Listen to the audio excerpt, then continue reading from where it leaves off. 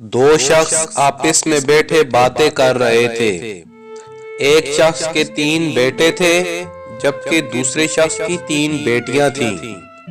पहले वाला कहने लगा, शुक्र है मुझे खुदा ने बेटे दिए हैं जो हर मुश्किल वक्त में मेरे काम तो आते हैं।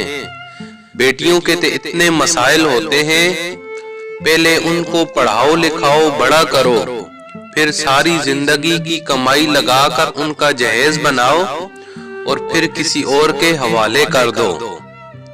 दूसरा शख्स बोला, मेरी 3 बेटियां हैं और मुझे अपनी बेटियों पर फख्र है और अपने रब का जितना शुक्र अदा करूं कम है।